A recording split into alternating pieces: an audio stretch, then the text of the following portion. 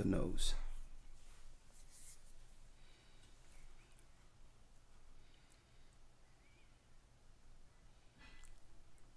Shalom.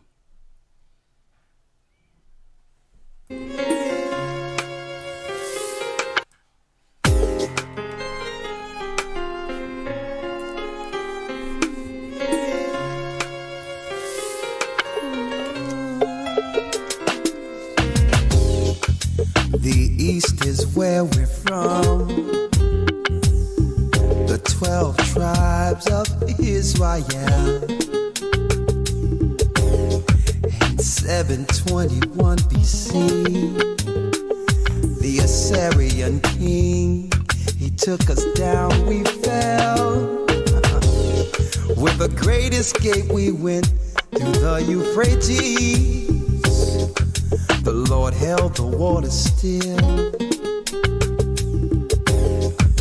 To a land where no mankind dwelt, we went. The 12 tribes of Israel. That's who we be. Manasseh, the Cubans, Ephraim from Puerto Rico, Naphtali from the Isles of Hawaii. The Lord is calling back Israel. Zebulon from Panama, Gad, the North American Indians, Simeon, the Dominicans.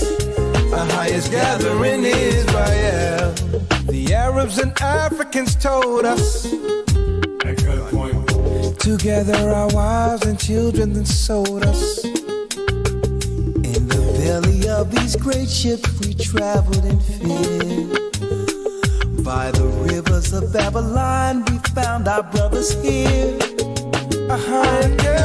Asher in Colombia, Reuben from Australia, Issachar, the Mexicans, a highest gathering Judah, the Negroes, Benjamin, the West Indians, Levi, the Haitians, a highest gathering Israel.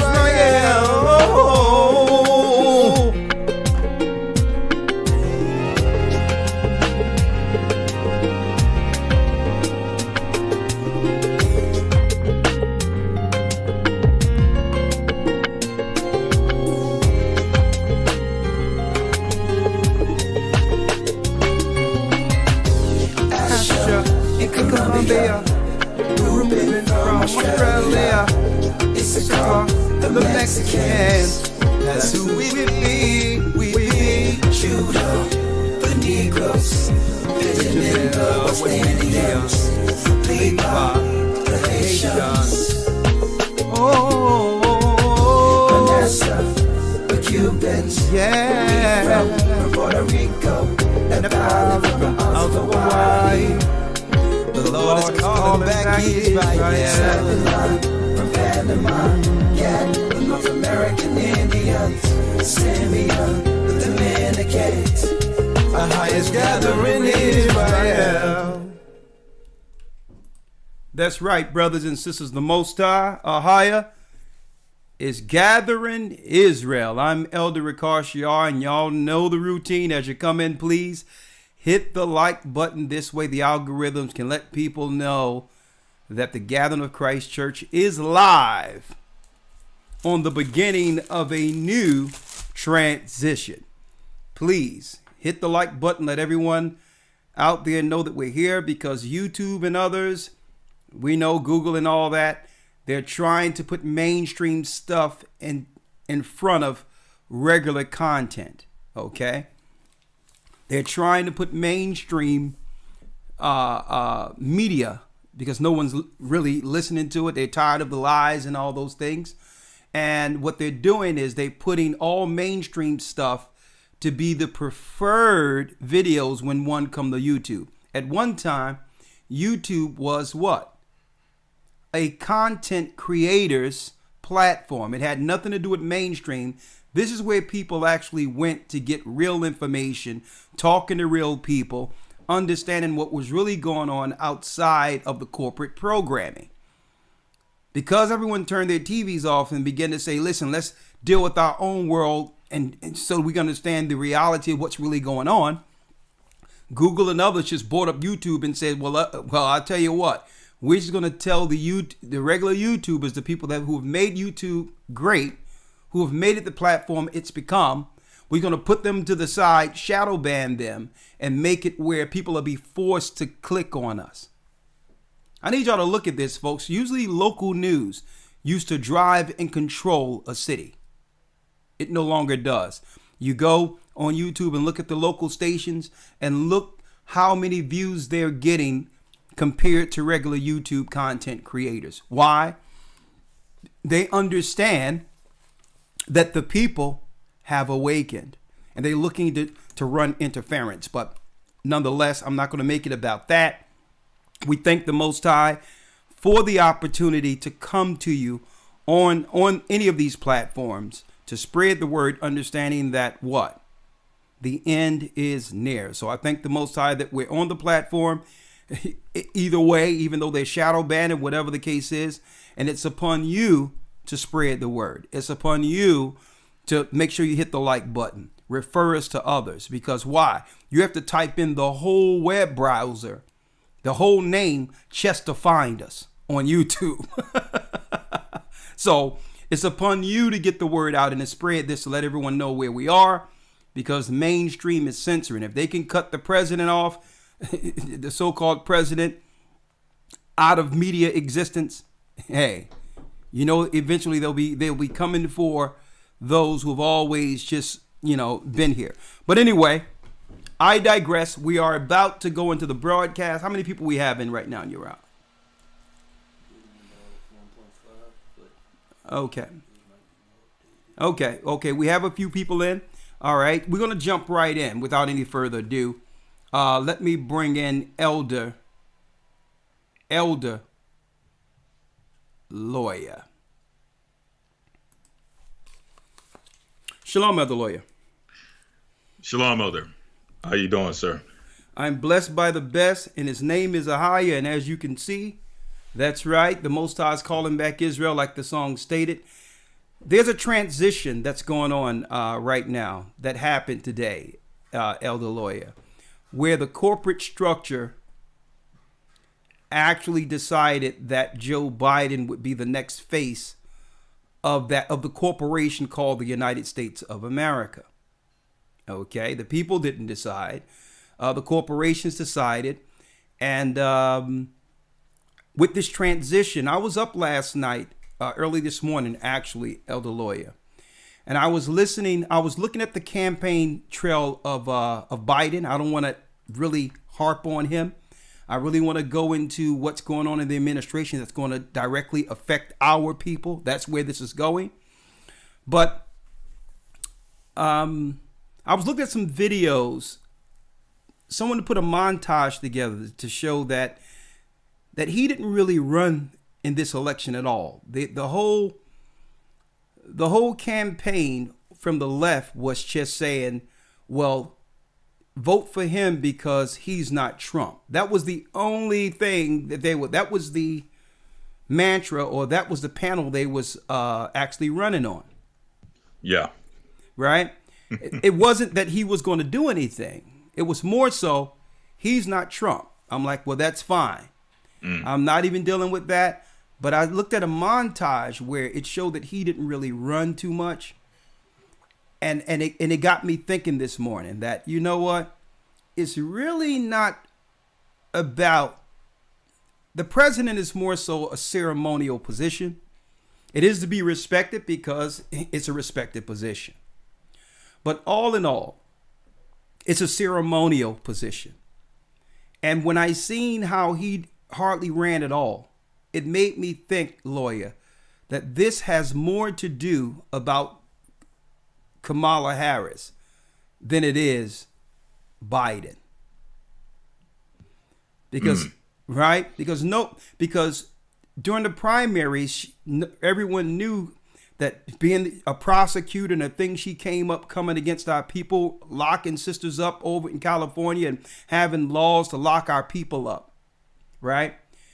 We didn't want her in because of the primaries. We just shoved her to the side and everyone chose Biden. I'm talking about our people, right? But then they backdoored her by having her be what?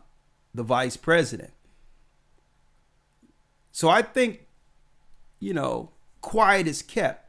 Most of our people voted knowing that there's a good chance that she'll take position at one point or the other. I'm just putting that out there. I'm just putting it out there, folks, that when I seen that montage where, he wasn't that presidential. Let me put it that way. When it comes to someone that we would actually lean towards being an articulate leader of a free world. And I'm just stating that lightly. I mean, words fumbling, not being able to make sentences out, a lot of different stuff that I seen. And I'm like, it really can't be about him. It must be more so about who they have waiting in the back that our people probably would not have at any cost voted in. But I'm going to leave that there, right? But what I want to talk about, all right? And hold on. What I want to talk about today is the beginning of the end, right? The Bible speaks of perilous times. And we know that according to the Bible, there's usually a 7-year process or a 7-year cycle from one jubilee to the next. 7 years, your debts are clear, and now it's another 7 years as far as jubilee of years. So these presidential cycles have been set up 3.5, because really, when you're voted in immediately, usually presidents, when they are about to when they're on their last when they're on their last part of their presidency, it's usually at the very end where they're just sitting ducks, ready to transition from president to public life, right?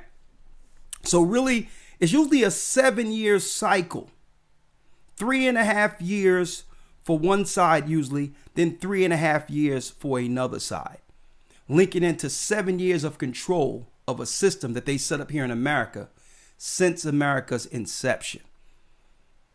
It seems as if their progression, or what you would call their ideology that they're pushing socially, are linked directly with the 7 years that the Bible shows a new cycle, teaches a new cycle in the Old Testament.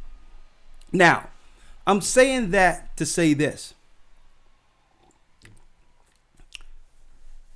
that the next 3.5 years, I believe, lawyer, is going to ramp up exponentially against our people. This year is going to be deep. Let's begin with how it's starting out for us. Let's begin on how it's starting out for us, right? Let me pull this up. 1 second.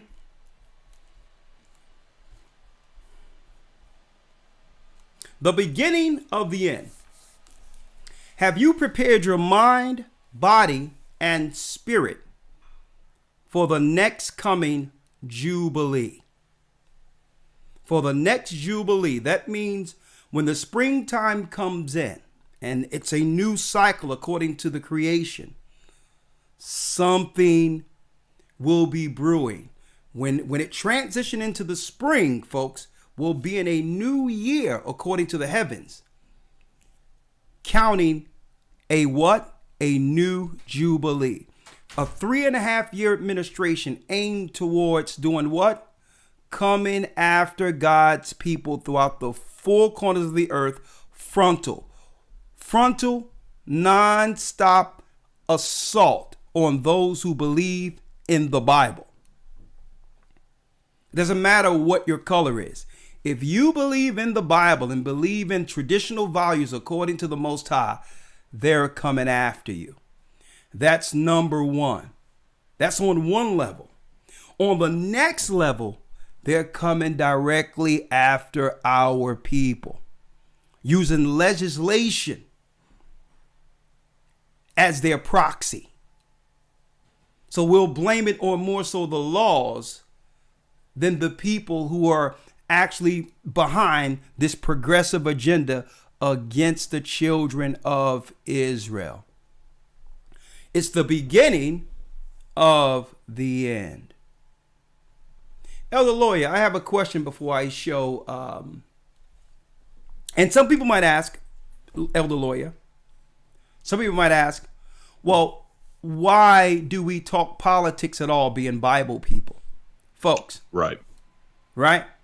Number one, you can't talk about the Bible and understand the Bible without understanding the politic component. It's an impossibility. Example. Pharaoh was king of Egypt. That's like a president. He was forcing certain legislation into law, pressing upon the children of Israel, causing hardship and oppression against our people. From what? From a political office. Okay?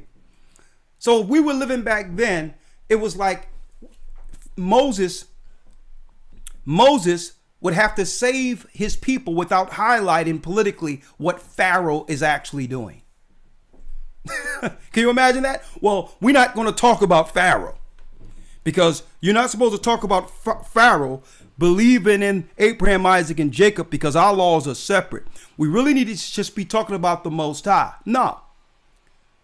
They tricked you up, brothers and sisters. They tricked everyone up when they made people believe that there was a separation between church and state. The righteous, the prophets, those who believed in God's word, the righteous from the beginning always understood the political component because it was prophesied certain governments would rule over the children of Israel. The Pharisees go into Pontius Pilate to get Christ charged, to get him executed. Those were all politics. This was political. They had to prove that he was trying to topple the government of the Roman Empire and deem him radical. See? It was all politics. Even though Pontius Pilate washed his hands of it. Okay? When Jeconiah lost the throne to Babylon, to the king of Babylon, that was a government overtaking another government. So when someone say, well, you shouldn't look into what politics is going on, you have to realize they're one and the same. To understand prophecy, you must know what's going on politically. And we must know the characters, which is what race is doing what according to the Bible, according to their biblical names. See? Now, Elder Lawyer, you have anything on that before I'm ready to roll in now? Yes, sir. Just one quick scripture on that point. This is the book of Jeremiah, chapter 28, verse 8. Yeah. The prophets that have been before me and before thee of old prophesied both against many countries and against great kingdoms of war and of evil and of pestilence. So the prophets, which we would consider today to be religious leaders, the Bible states that they prophesied concerning countries, kingdoms, war, evil, and of pestilence. Now, today, a lot of these things, the nature of the conversation would be a political conversation, but nonetheless, it still falls into prophecy. You can't, as the elder mentioned, you can't speak about kingdoms and speak about what's going on in America without relating it to prophecy. It's impossible. Yes. And I'm glad you brought that out. So in a nutshell, folks, let me make it clear. Okay. Let me make this 100% clear. Come on in, hit the like button and make it clear to you, brothers and sisters. Keep in mind that America has always, since its inception, been ran been ran and controlled by Rome since its inception. America is a horn out of the Roman Empire. It's controlled politically and spiritually by the Roman Empire, by the 10 horns of Europe. Has always been. America, that's right. I want y'all to understand that. So even though you got your presidents and others in place, they must be approved by the Vatican, by the, not just the religious, but the political control of Rome, the apparatus of Rome. They hide themselves behind corporations so that one cannot claim that it's a religious a religious scenario.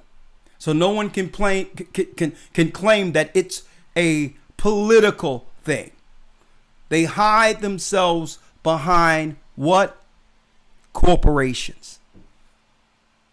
That's their face, the corporations. But behind the corporations is a spiritual and a political controlled apparatus, orchestrated, and I'm going to tell you, highly intelligent operation from the Roman Empire. They decide who becomes what in America when it comes to, high offices. America has always been a corporation.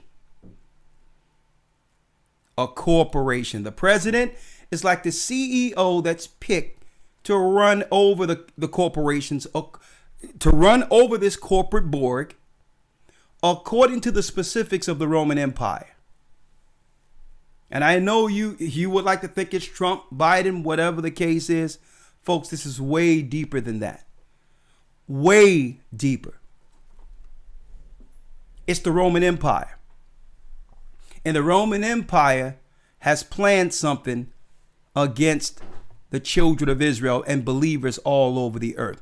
Everything that a president puts in place comes from its cabinet.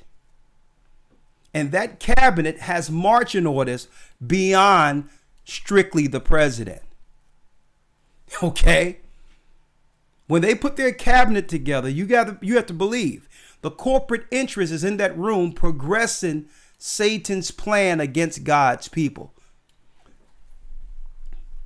But the good thing about this, lawyer, listen to this. Our people are waking up. And I know some people might think it's too late. It's well behind the time. It's never too late, folks. Absolutely. The good thing about this is our people are waking up. And I'm going to tell you, lawyer, you know what's waking them up? I'm going to tell you. Remember, this year, there were a lot of voices. There were a lot of voices screaming from the mountaintops, right? You had Black Lives Matter. You had the George Floyd thing, Elder Lawyer. You had the politicians and people coming out for social justice for black people. You had all that happening, right? But there was another voice happening. You had our people online. The first time I've seen it in a long time. It was almost a uniform, undisturbed voice that was saying, we don't care about all these other things. We as a people going forward is looking for something different. It was like, even though all these other things was going, you had these steady voices during this whole time saying, you know what? I don't care about what's going on in the emergency room, this, that, and the other, the Colt 45, the shootings, the marchings, the vandalism. There was a cool voice right in between saying, you know what? I don't care about all the distractions that media is pushing out there. We're not going back to the way it used to be. And you're not going to take advantage of us as a people like you used to.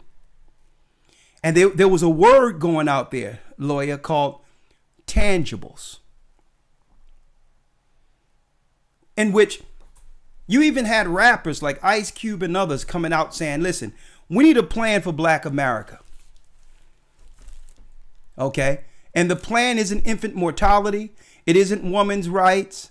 It isn't feminism. It isn't let's do something for people of color. You had a voice out there. We have voices out there saying, nah, what are you going to do for us? And what did the corporate system respond back with, Elder Lawyer? We're not going to do nothing for you. You go out and you vote for us. And if you become an afterthought after the election, maybe we'll throw you a crumb. But there was this voice out there that was unifying people. And now there's people, lawyers on the side saying, well, okay. They said once this election happened, something would happen good for our people. First they were claiming, yeah, we'll do something for you if you vote. Right. Right? Now, today was the inauguration. We were told that the presidency cannot do nothing for Black people until they're in office. Couldn't promise us anything, right? We can't do nothing for you people. And I'm going to tell you this.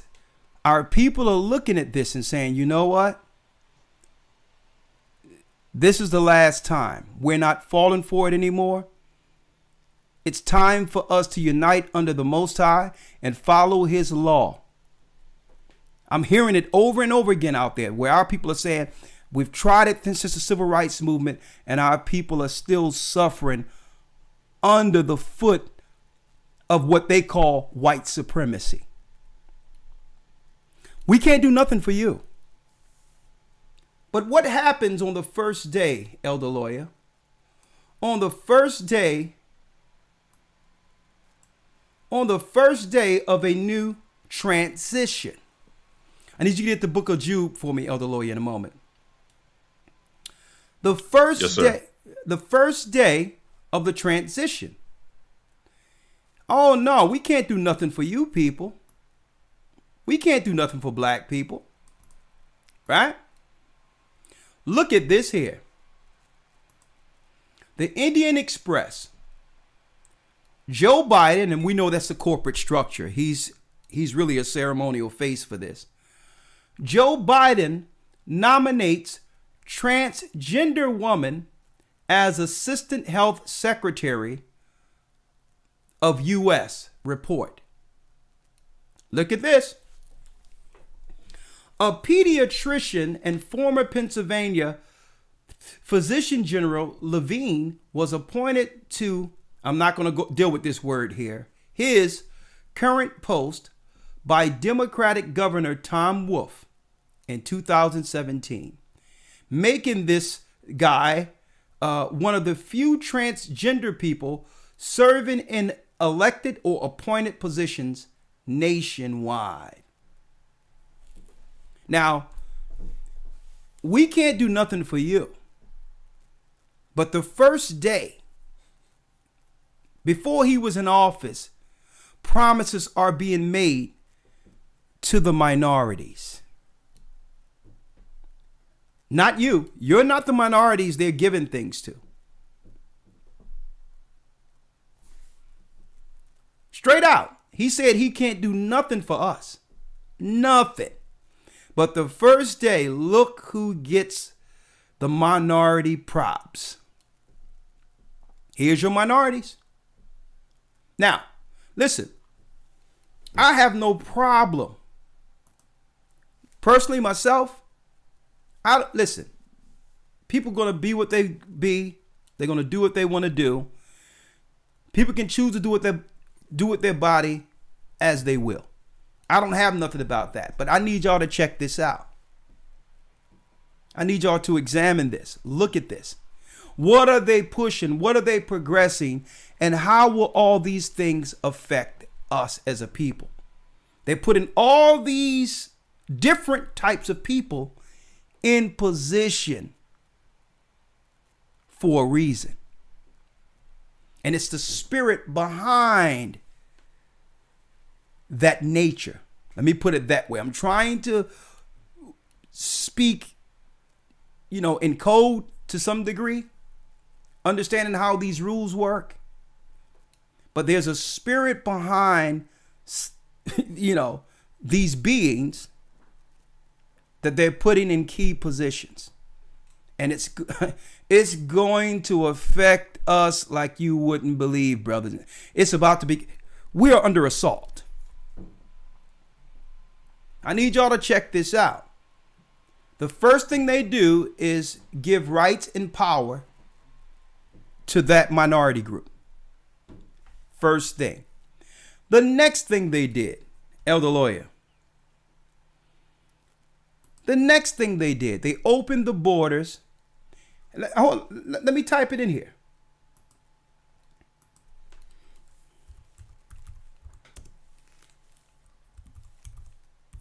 Check this out.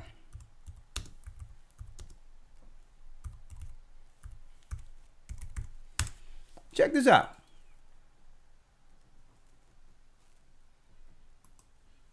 I need y'all to look at this. Check it out. Look at it. The Washington Examiner. They could do nothing for us, brothers and sisters. Look. Biden sends Congress massive immigration bill that includes pathway to citizenship and border measures. Now, you would have thought that if he was against the last administration, he would say, well, let's tear down that wall. Let's not deal with that wall since we were against that guy. No, the wall's still there. But they're going to allow a floodgate, the doors to open for how many people? Folks. Now, do I have a problem with other people coming to America? No. These were the people that were here before the Europeans. So I have no problem with the Mexicans and the others because this is their land anyway. But you have to understand the social engineering when it comes to their plans for us. That must be highlighted. They're talking about what? 11 to 15 million people. 11 to 15 million people coming into a country that has the highest unemployment rate since the existence almost of the time where they began to tally unemployment. So who are these people replacing? If they're coming in for slave labor for the lower jobs, what people are they looking to replace within the next year or so? What people? Okay. Unemployment is already skyrocketing through the roof. The majority of people that used to have jobs are working side jobs like Uber, Lyft, Amazon, or trying to start their own little business. Man, this program, this reset this year have decimated employment and security for employment. Right? So what are they planning? What are they planning with all these people coming through?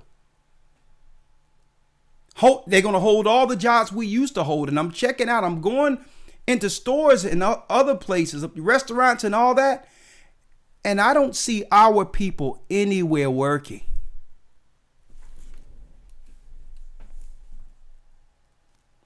Have you noticed that, Elder Lawyer? Yes, sir. Yes, sir. Have you noticed that? Now, again, the Mexicans, as far as I'm concerned, and the Issachar and all of them, guess what? Asher, they're my brothers. Listen, when it comes to the Boricua Taínos, they are already part of America, right? It doesn't matter. What I'm saying is they're going to try to play social engineer and bring these people over.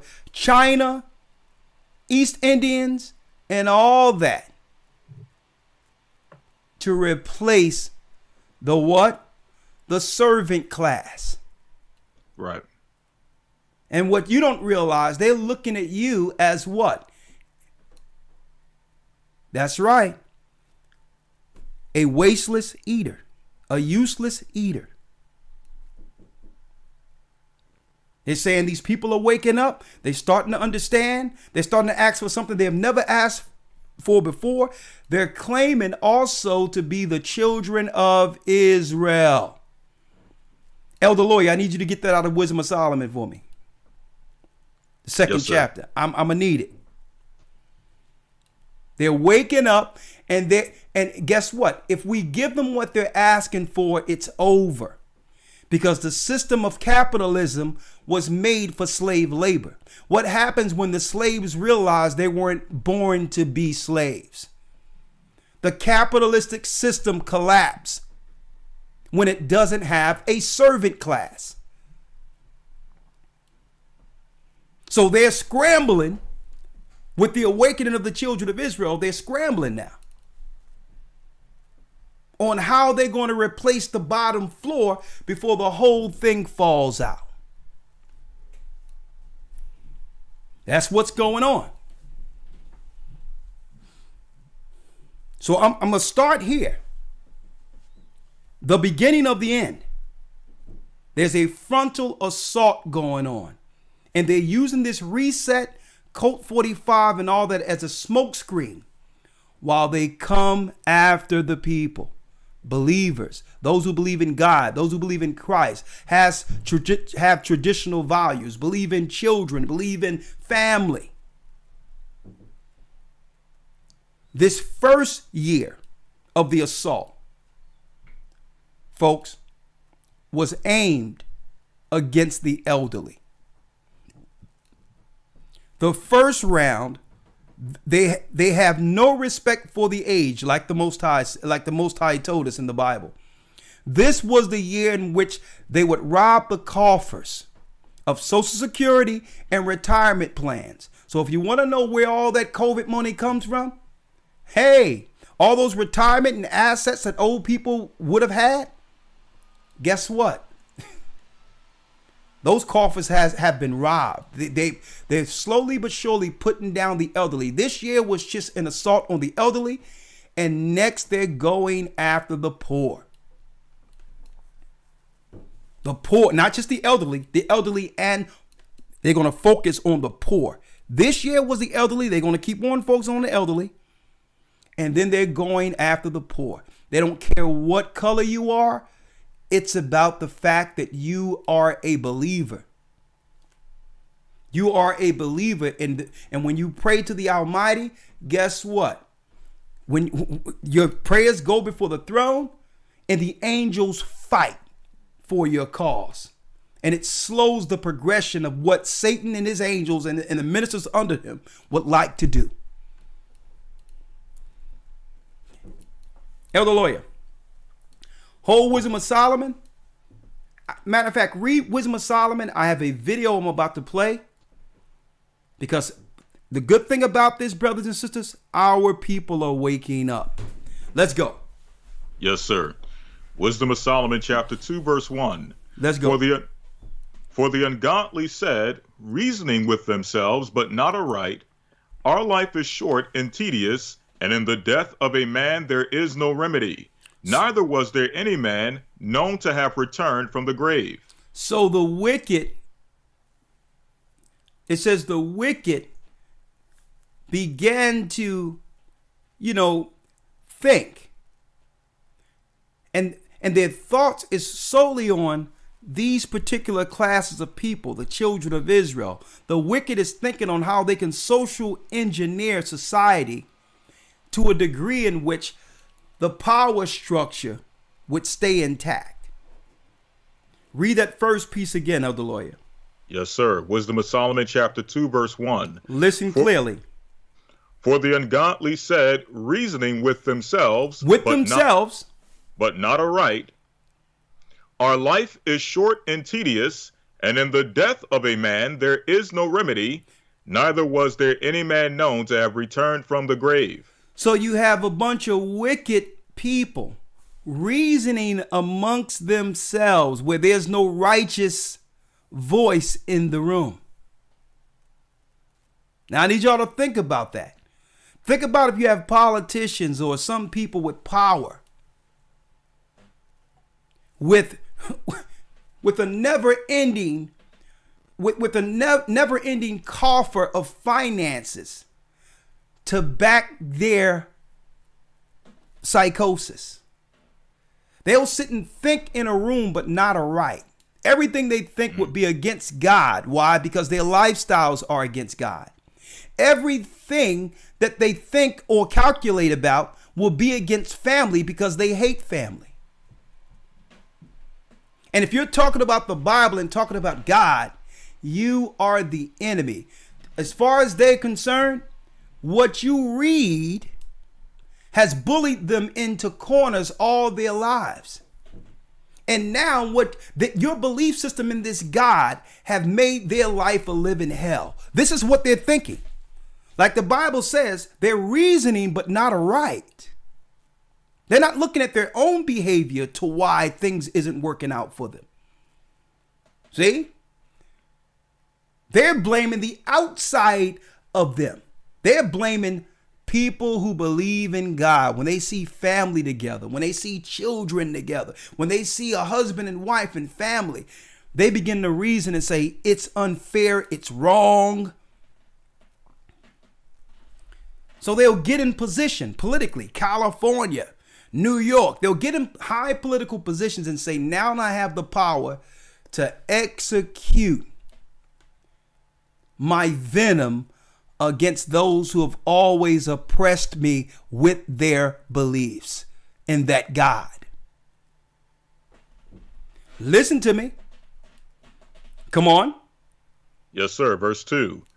For we are born at all adventure, and we shall be hereafter as though we had never been, for the breath in our nostrils is as smoke, and a little spark in the moving of our heart. So they saying, listen, I'm just going to live for today. With no hope for tomorrow, being unbelievers. They're saying, well, listen, we're going to take our status and our life and our parties, and we're going to live for today. We'll just take advantage of them, and whatever happens, happens. These are the people they're putting in position, folks. Now, y'all don't see this, but that appointment that happened through the corporation using Biden's name was a direct message to us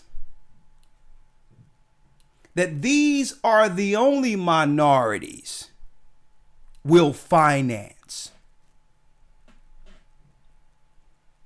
To do what? To put you all back in order. What we're introducing to you, we're going to introduce to you our new taskmasters. You allow them, you strategically help them in place. Now watch them cut loose, because these are not regular people, folks. I got some scriptures for you. Go ahead, Elder Lloyd. Let's finish reading. Then we go into the book of Jude. Yes, sir. Verse 3. Which being extinguished, our bodies shall be turned into ashes, and our spirit shall vanish as the soft air. So they saying, listen, we don't know whether or not there's life after this. We're not believers anyway. We don't believe anyway. So we'll befriend some of you just to get in a high position to do what? To sell you and your children. That's the plan. History is replete. They've done this in Sodom and Gomorrah. Throughout all society, they have always done this. They will befriend us until they gain power.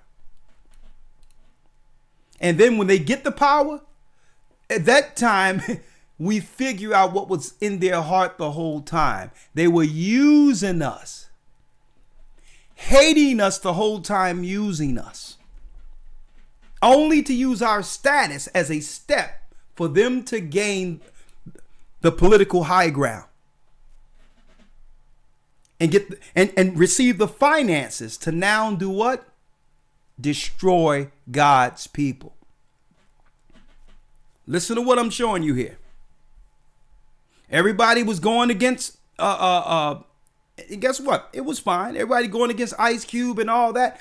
And you know what? And saying Ice Cube was off. Why? How can you ask for something? We need to get somebody out. He was like, listen, I'm going to say something because this is the only time they'll listen during an election cycle. Any other time we're being assaulted. Any other time we're being thrown in jail. We're being killed. So since we have some political sachet, let's use it now. Let's use it now. And people thought he was crazy. But then he sat back and said, well, okay, watch what they're going to do. What? Since you didn't hold them to task when you had the power to, check out who they're going to employ over you. Check out the mercenaries they're going to put over you. That's right, mercenaries. Listen clearly. Verse 4.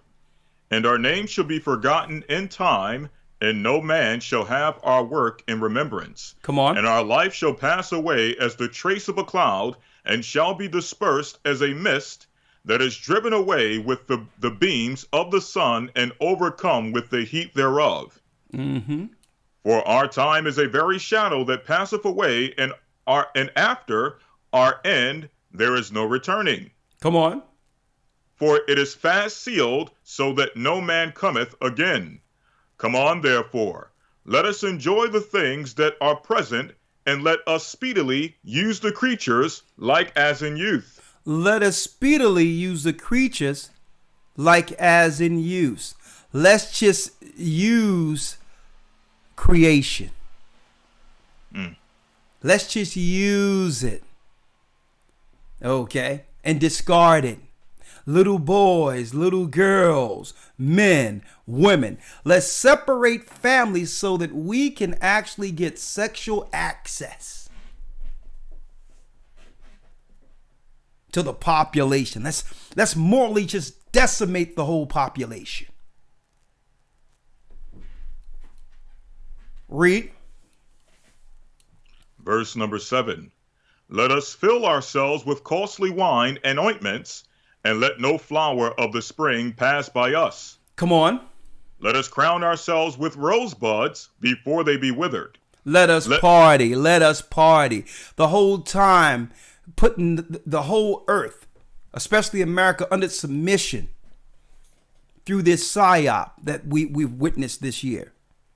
And over and over again, you catch these guys at parties, no mask, getting it, having parties, eating dinner with their family, getting caught, getting straight busted while they're telling you something is running around killing everyone. And now these so-called legislators were partying the whole time, knowing what it was. It was a reset, an assault against those, that's right, those who believe in God on earth. Yes, they'll get anyone. Mainly the ignorant, those that are confused. Yeah, they'll listen. Satan, brothers and sisters, is an equal opportunity destroyer. Mm-hmm. He don't care if you believe or not. He don't care if you know or not. Just to take your soul or to kill you is a benefit for them. And the fact that they trick you into harming yourself, it's like an extra sensation for them. It's one thing to have people die. It's another thing to convince you to fall on the sword yourself. That's an extra sensation for devils.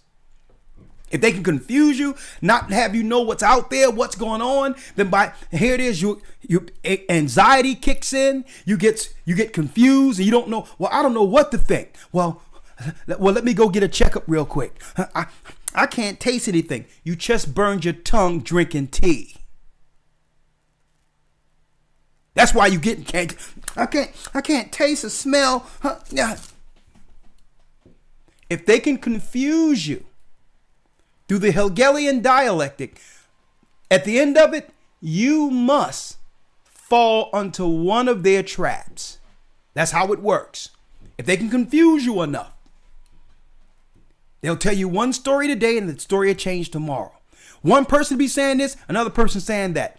That's right. Orchestrated chaos to a degree where people will say, I don't know what to believe, so I'm just going to go down there myself and figure it out. And the next thing you know, that's right, pushing up daisies. Mm-hmm. That's what they do. Read that piece about them again, Elder Lawyer. Yes, sir. Verse 6. Come on, therefore, let us enjoy the good things that are present, and let us speedily use the creatures like as in youth. Let us use the people. That's why I told people a long time ago, brothers and sisters, be careful who you align yourself with under this black injustice thing. Mm-hmm. They're just using you politically to take for themselves what belongs to you. Like if you have a lifestyle outside of the Bible, I'm not going to align myself with you under black injustice, because you are the black injustice in our community before the police gets to us. So you've seen these people locking arms with the letter people and locking arms with white feminists and saying, yeah, George Floyd, let's tear it up and all that, thinking that they cared about you. No, they were aligning themselves politically on you to take what belongs to you, triggering you for their own insatiable needs, their own satanic agendas. So I'm not going to align myself with you just because, yeah, man, we need to do something about this black injustice. And listen, I'm doing something about black injustice. It's called the Bible. I don't need to lock my arms or lock arms and march with you when you are a sinner against the Almighty. You've been a thief, you've been a robber, you've been a killer, you've been everything that the Bible says not to be. So we disagree in all these areas. But yet you want me to align myself with you because what? Because of George Floyd? That don't make it. No, I have to know if your morals aligns with mine. Because why? I don't want to hear nothing about George Floyd. I want to talk about what y'all been doing to Jacob. That's what we need to align with. Jacob who? Jacob? You mean Jacob, the guy that got shot? No, the 12 tribes of Israel. Right. Judah, Benjamin, Levi, Simeon, Naphtali, what you're still doing to us over in Africa, what you're doing to us in the ghettos. So I'm not going, and that's what's wrong. Our people are emotionally triggered and align ourselves with any campaign that's out there, any so-called political talking point, not realizing that they're only aligning themselves with you to destroy you. Witches, warlocks, sorcerers. You had one woman from the letter company, and she had wings. She had angel wings coming out of her back, doing some witchcraft in a circle with white people. I'm like, what the hell she got to do with us? What did this have to do with black injustice? And I'm like, and I'm going to use this word, they're setting our people up. They've set us up for the okie doke. Listen to what's going on. I'm glad our people are waking up. I have a video I'm about to show. I'm glad we're waking up. And folks, I don't care what anyone says. It's not too late. Satan would make you believe that it's too late. No, he would make you believe I should have been did this. Today is the day. That's right. Don't believe you waste so much time that you're behind the 8 ball. No. We need to start doing something today.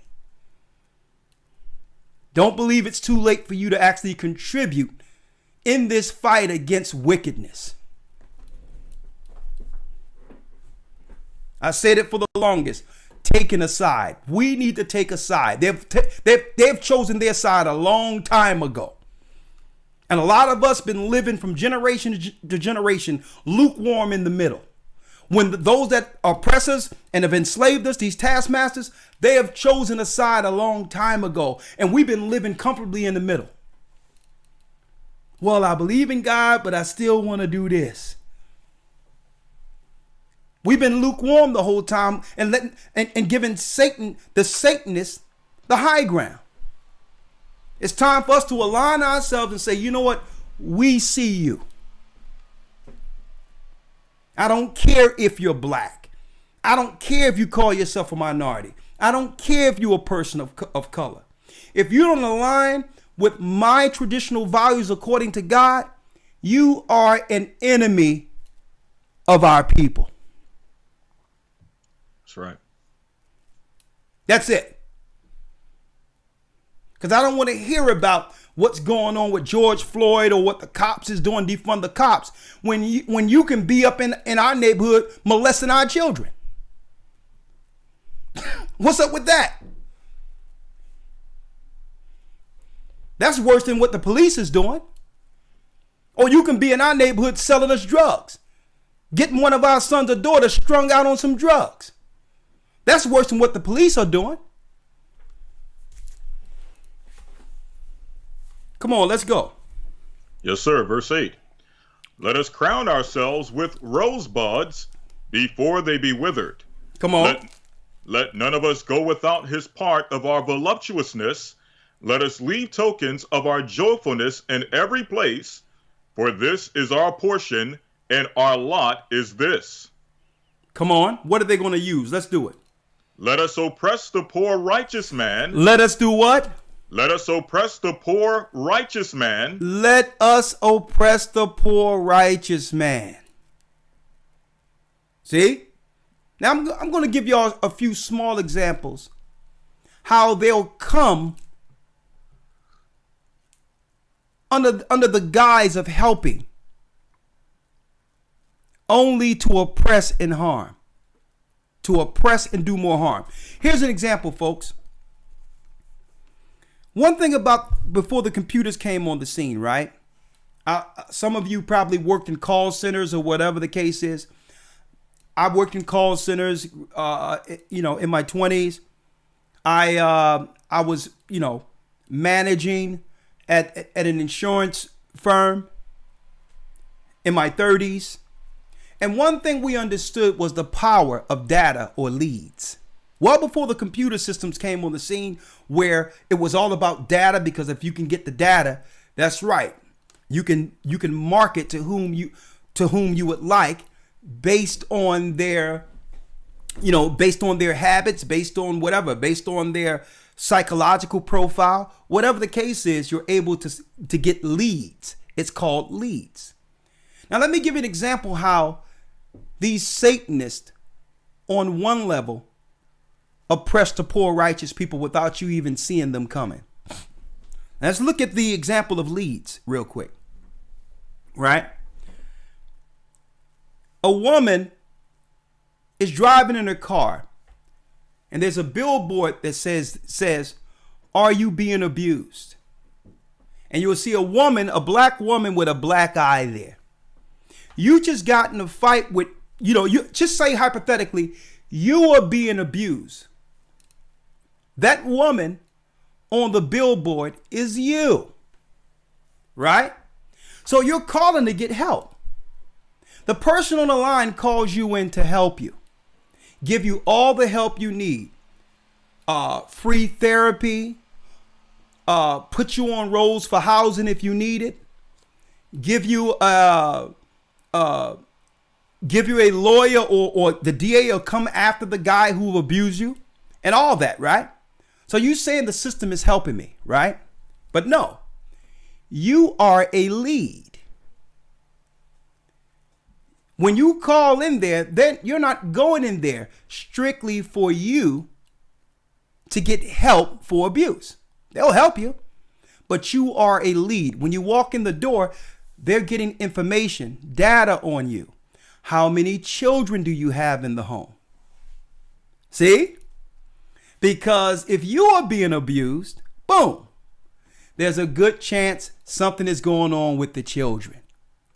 So now, through that lead, they pass it on, and now someone comes to your home to take your children. And they're in the system now amongst these freaks. See? So even though it seems like they're looking to help you, it's always for their turn and their purpose. Nothing is for free. They'll help you out, but they'll get your children with the leads. See? They'll put him in the system when now he has to pay a debt to society, and now the government is making hands over fists on both of you. Even though the billboard said what? I'll help you with your abuse. But with that lead, your whole family, the whole generations of your family have been totally decimated. With the lead. That's how it works, folks. I'm giving you an example. None of these people have ever been for us. If they put something out there, it's just bait to get you in the door, to get a lead, to find out what they can squeeze out of our people. And mainly when someone comes in the door, they're focusing on the children. How many children do you have? They want the children. And when the children get in the system, they are no more good. And 9 times out of 10, they get so mixed up, they become a part of, guess what? They begin to play for the other team. This is how these people work. This is how they get more and more into their satanic circles. This is how they initiate into their circles against the righteous. I didn't mean to digress there. I just wanted to show an example, folks, of how this works. They sit back and conspire and use media, billboards, and all that to get you in, only to do what? Read it, Elder Lawyer. Let us oppress the poor righteous man. Let us oppress the poor righteous man. Read. Let us not spare the widow. Let us not spare the widow. You think they care about women without men? They're looking at, okay, how can we benefit off that too? Oh, widow, she lost someone, so how many kids she got in there? Or the man left, okay, she might be bitter. How can we use this against her and children and the man? They sit back, that's right, they sit around a table and discuss you. How can we squeeze every ounce of soul left out of these people? Read. Nor reverence the ancient gray hairs of the aged. Hold up. And they don't reference the ancient gray hairs of the aged. They don't give a D about the elderly. I told people this a long time ago with working in the insurance sector. How all of these hospice places, all of them have board meetings. And guess what? It be the other people over this stuff. I'm just going to put it that way. And the first thing they look at when they get an elderly inside their walls, these old folks' homes, is how many assets or finances or bank accounts or homes do this elderly own. I'm going to tell you how much insurance they have and how many assets they own, so that there's nothing left for the children. And they'll keep that person alive long enough through surgeries and everything to have the beneficiary sign over a house, property, bank accounts. They'll keep them alive long enough to rob that person blind, so there's nothing left for the children. This game, I'm surprised y'all don't know about this game. They've been doing this for a long time. And no soon as you sign over all that, the person just mysteriously die anyway. They keep you alive long enough to rob you blind, so there's nothing for the next generation. When it would have been better just to take care of the parents yourself and still have something. I'm going to tell you, folks, they've been running that game. They don't care about the elderly. Look what they're doing to the elderly right now. Telling them to take this stuff and doing all that. And people are dying in number. Targeting the elderly with it. Doctors say, do you get your shot? Yeah, you better go get it, man. There's going to be a deep season coming. And these old people are suffering with no advice, with no righteous advice from their families, protecting them from the assault of the devil within these societies. Come on, let's go. Yes, sir. Let us oppress the poor righteous man. Let us not spare the widow, nor reverence the ancient gray hairs of the aged. The ancient gray hair of the age, come on. Let our strength be the law of justice. Someone says, is it anything we can do to prevent it? Yes, and we're going to talk about that. First of all, brothers and sisters, we have to leave this defeated posture. We got to stop operating from a defeated posture. The Most High is with us.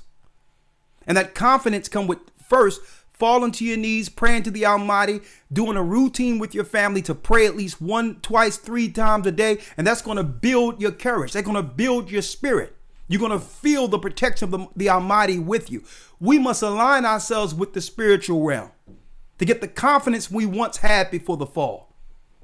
And we had that growing up before the internet started disconnecting our families, before television started and telephones started. We used to have one TV in the house and we would watch the TV together growing up. Dinner time was at 6 o'clock. We sat around the table, and this is when we found out what was going on with our family. We weren't disconnected like we are today. We have to connect again. And that builds the confidence, because one thing about family, when you have that family structure, you have fortitude and a will and a purpose to protect your family with your life. And guess what? The enemy fears that. But when you're disconnected, they can just pick us off one person at a time, one family member at a time, get us separated where we hardly see each other anyway. And now you hear something going on with your family and no one is around to do anything about it. We must bring family back. Something happens when that spiritual bond is there, that like it used to be. And Satan and Satan and the powers under him understand that power. There was one woman, the baby was stuck under a truck, and one woman took her arm, and because of the love of this baby, she moved that truck to save her baby. That's the power they fear. That innate spirit, brothers and sisters, for survival and the survival of our family has been lost. We can get that back. We can get it back. We have to stop operating from a defeated posture. We have to stop letting people talk down on us like we're 2 and 3 year olds. Okay? We have to assume the power of the children of Israel by first building our courage and connection with the Most High, reading the Bible together, learning the commandments, and guess what? Disassociating ourselves on every level with unrepentant sinners. Now we're drawing a line now. See? But we'll talk about it. I don't want to go too far off, but go ahead, Elder Lawyer. Yes, sir. Verse number 11. Let our strength be the law of justice, for that which is feeble is found to be nothing worth. So what are they going to use? Let our strength be the law of justice. We're going to get in a political position to use the law. That's right, as our weapon against them. So they worked and aligned themselves with us and said, well, yeah, what we're dealing with in our sexual choice and all that is no different than what black people dealt with in the civil rights movement. Align themselves in every position, folks, until they would get what? The political high ground to now use the government's coffers to destroy us. And we sat back and let it happen. Any power these people have gotten was given to them through us, acquiescing and doing what? That's right, complying with them. Instead of taking a hard line according to the Bible. Now they saying, well, listen, we're in position now. We're going to destroy you and that Bible you believe in. Thanks for the position. Thanks for yielding your power to us. Now we're in position to destroy you and take your children. Read on. Let our strength be the law of justice, for that which is feeble is found to be nothing worth. Come on. Verse 12. Therefore let us lie in wait for the righteous. Let us lie in wait for the righteous. Now that's right, brothers and sisters. They're think tanks. They're always thinking about how to further cause distress on our people. How to further separate us, because why? If they can keep us separated, we become individual consumers, easily controlled with no purpose. If they can keep us separated, now what? Think about it, folks. If a family is together, the overall financial output is way less. It's not two separate houses, two separate rents, two separate mortgages, two separate lives. Mm-hmm. See? You have to budget according to what? The family. And then you have to say, well, since we're together, I have to build a legacy for my children. So what? You become less of a consumer to be used by them. So when they separate the family, they got two separate consumers. It was never about equality, folks. It was about having two people pay the same amount to live and not have enough, and to stay separated the whole time. That's what it's about, folks. Two is better than one. The scriptures tell you that. Because when one fall, you got another one to prop them up. And what happens when two are separated? Oh, man. I was here with the kids and I fell asleep and oh my God. And you outside and the house is on fire. Because you was by yourself trying to do it all by yourself. And then the other one are looking at you like, how can you be so irresponsible? What's going on? It's our kids up in there. When it was two there, somebody knocked on the door and be like, yo, somebody downstairs, let's go deal with this. Then the other one fell asleep, but someone went to the bathroom and said, yo, I smell smoke. I smell smoke in here. See? Two is always better than one. Don't ever believe that feminism and all this other stuff was for equality so that they can give people equal rights. It was all about separating family and making two individuals consumers, because the greatest enemy against Satanism and his ministers are family. Family is the image of God. Male and female made he them. The image of the Almighty is male and female together, which is the enemy of Satan. And he'll never win against that union. Come on, let's go. Yes, sir. Verse 12. Therefore, let us lie in wait for the righteous, because he is not for our turn. Because he is, now they lying in wait for the righteous. Who the righteous? People who are claiming to be the children of Israel. Because they say, let's lie in wait to destroy him. Because why? Now that they found that Bible and the truth of themselves, we can no longer use them like we used to. We can't use them. They can come to me and say, yeah, man, what's going on with George Floyd? I'm like, what about George Floyd? What are you talking about? Hey, man, racial injustice. I'm like, what do you mean racial injustice? You talking about the slave ships? That's Deuteronomy 28 and 68. What are you talking about? Well, what about equality? You weren't brought here to be equal. You were brought here to serve and learn a lesson so that we can now not repeat the mistakes of the past. How can you be equal with a ruler?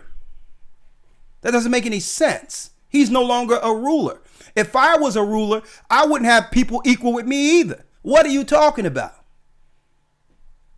So this is utterly ridiculous talking about you want equality. There is no equality. Only one empire can rule at a time. There will never be equality. You have one person in power and the rest pay tribute. So all this equality crap was a load of crap they gave us. And this is why, even though I respect Martin Luther King and all that, and I respect because he had courage, the whole thing is why you think out of all the things Martin Luther King talked about, they only repeat the dream from year to year. They want you to remember the dream. They don't want you to remember when Martin Luther King woke up and said that he prayed that he didn't actually propagate and send his people into a burning house.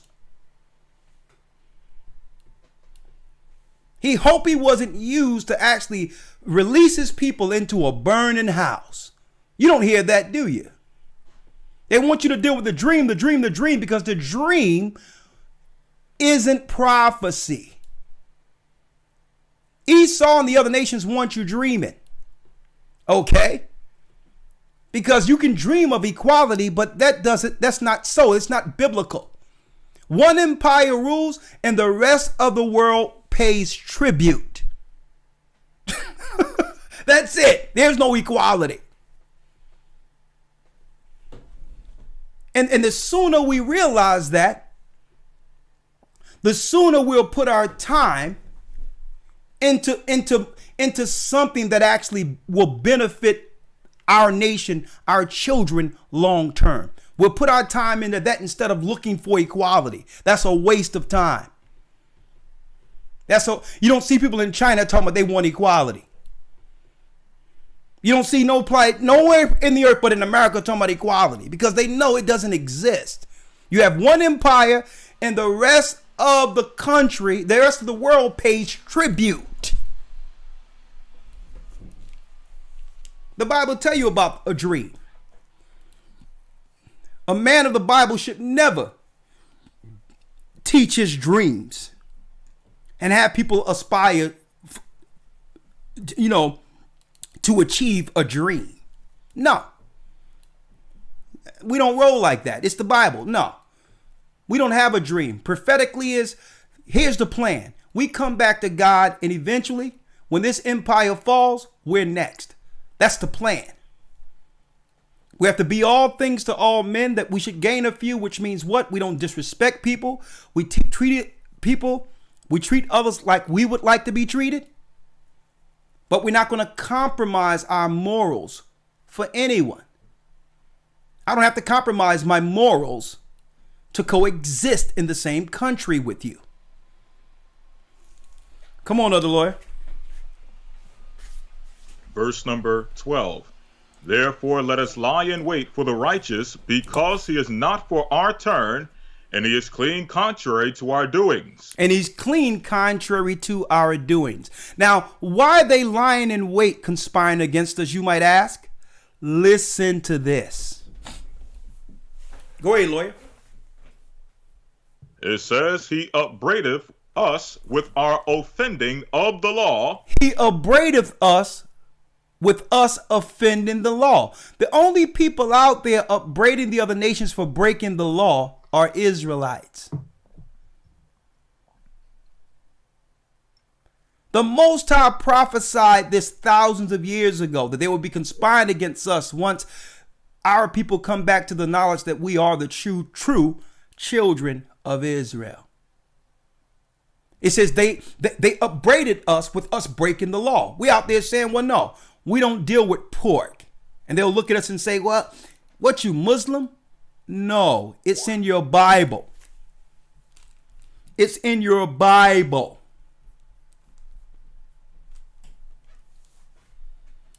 It's in your Bible not to eat pork. Now, you a Muslim? What are you talking about, Muslim? I lived in Muslim countries. They don't eat pork, but they eat everything outside of pork. I mean, they be sitting down on a stoop. And I'm like, what you got there? We have camel hump. What the heck? What the Hades is camel hump? So when you say things like, well, no, we don't eat pork. What's wrong with you? We under grace. I don't break God's law on purpose when there's clean foods in the same aisle as unclean foods. Grace usually applies when there's no choice. I'm not breaking God's law on purpose.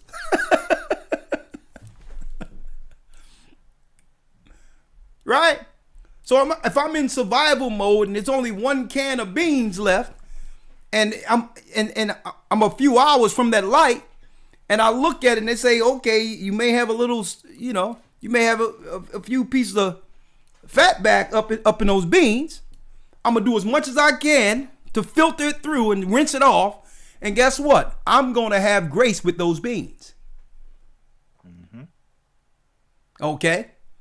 But if there's a choice between clean or unclean, why do I need grace for the unclean?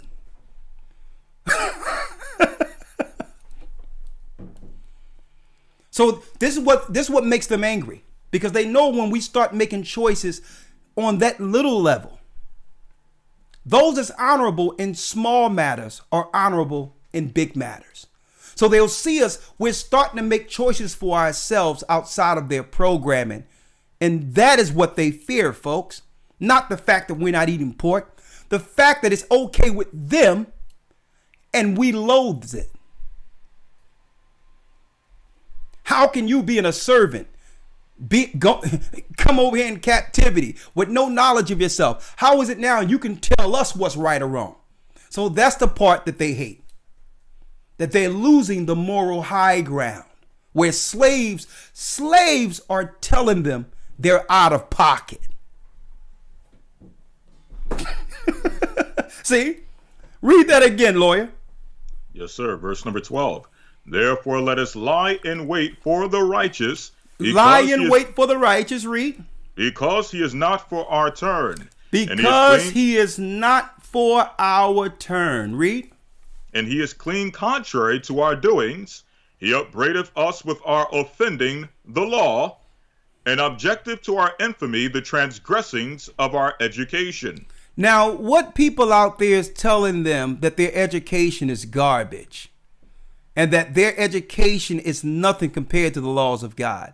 This Bible is prophesying the awakening of the children of Israel. You gotta be out of your blank mind, teaching in school that the earth happened through a big bang 25 billion years ago. When you can't even tell me what happened 1,000 years ago. I'm supposed to believe you got the evidence of 25 billion or 25 million years ago?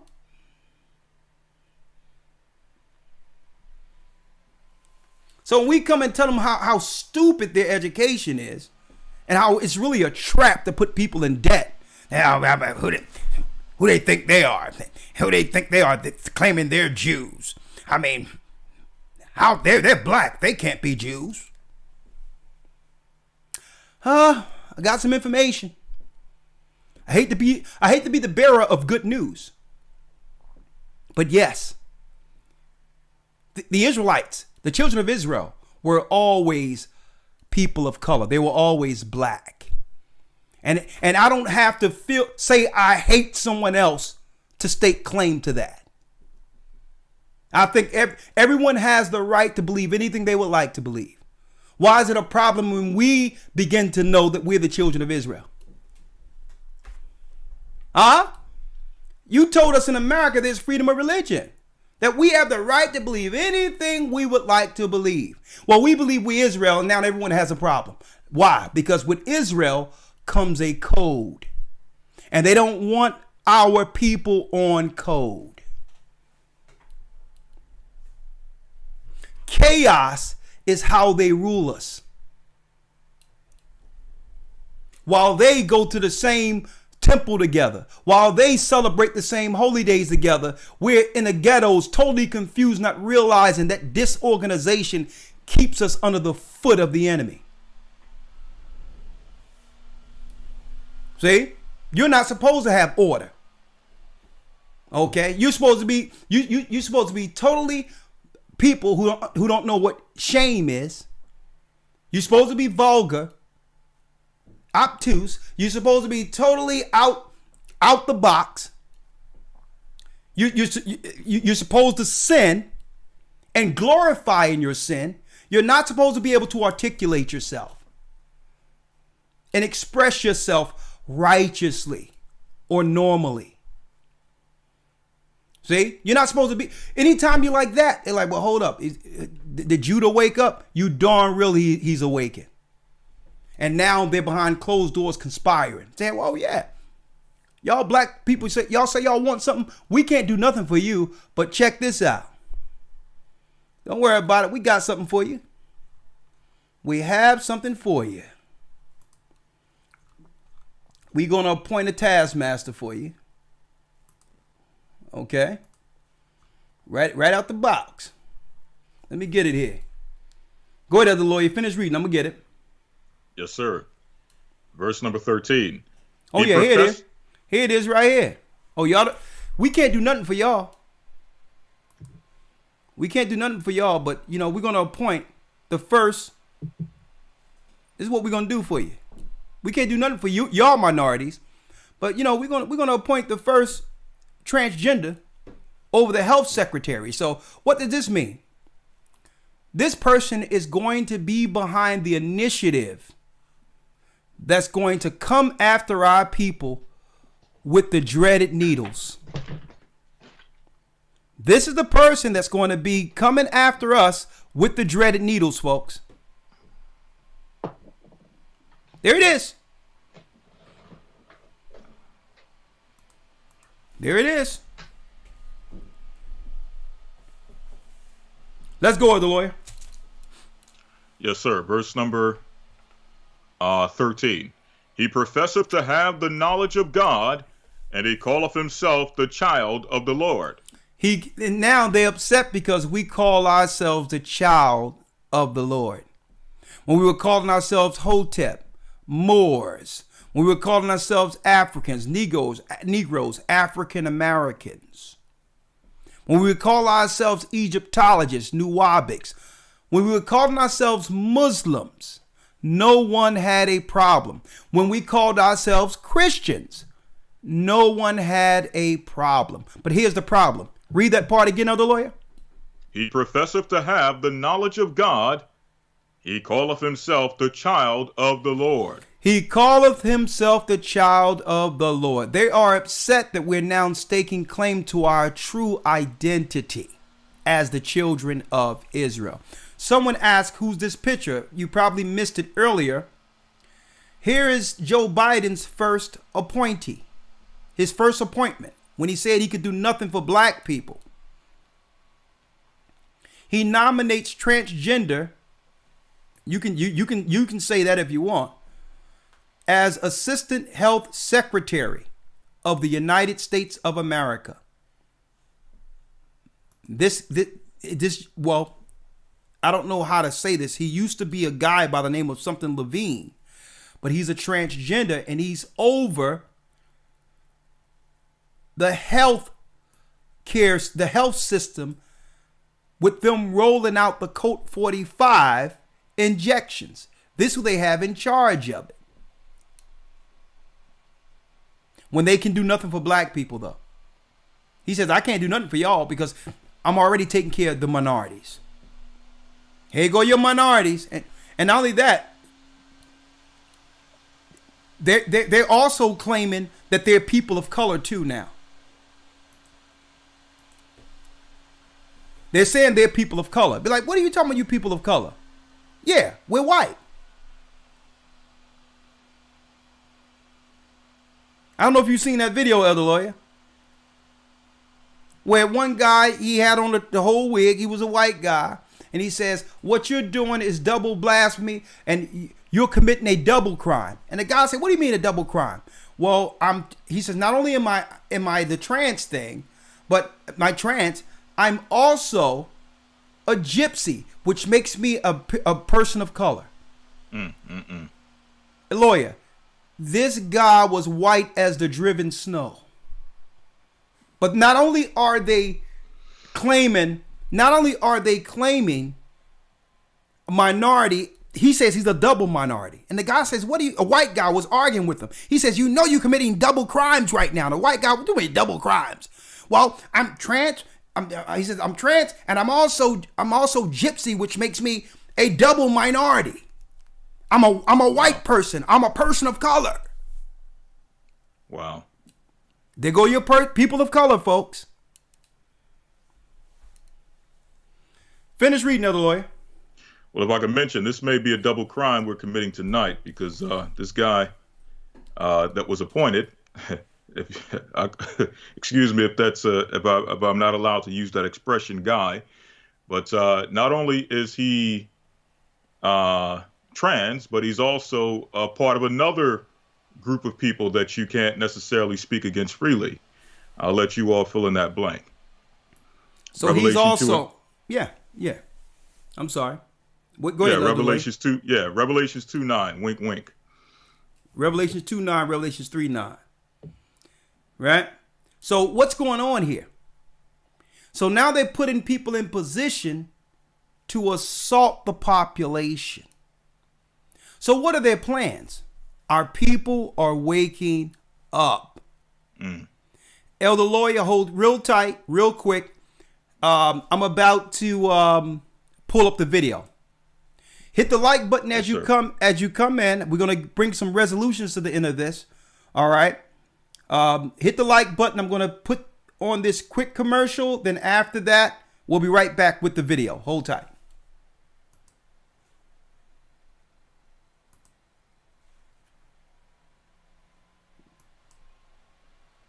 The Bible. Is it hard to understand? When it comes to reading the Bible, the first thing that comes to mind is the fact that this is the Word of God. The seals have been broken, and the truth is here. And when we go throughout the scriptures, when we go throughout extra biblical records, we find that the language that God employed, that He used to create the heavens and the earth, was the Hebrew language. Christ said, I came for the lost sheep of the house of Israel. But yet no one, no religious leader, no religious church out there anywhere can now identify the 12 tribes of Israel. Can we? God is quite simple, but it seems as if man makes understanding him hard. What are those mysteries? The truth of your book and the truth will make you free. The Hebrew and Bible Academy, you're invited.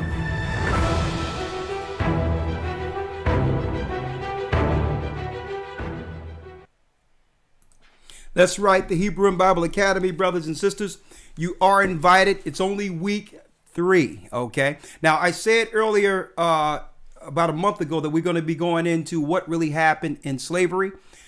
I can't do that week 3. The reason why is because we just went into the creation of the universe and then tracing the serpent seed. So I must go into first, that's right, Abraham's seed, Abraham, the promised seed, to show how the Nephilim and the giants went from that side of the flood to this side of the flood. So I have to go into that first in chronology.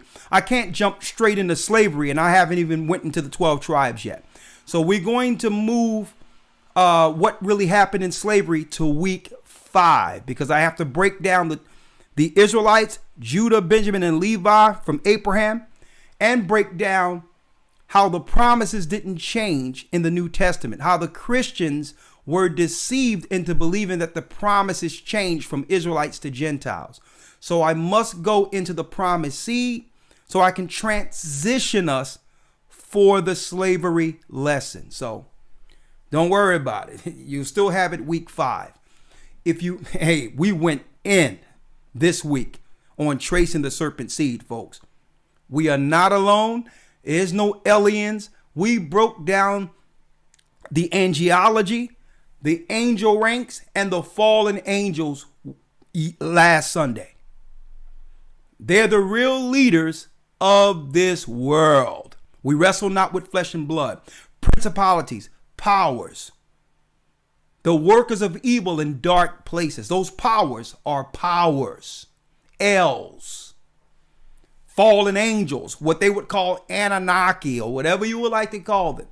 They're the true rulers of this earth. And we're going to go into next week, this Sunday, on how they were able to preserve themselves to end up on this side of the flood, only to oppose our father Abraham.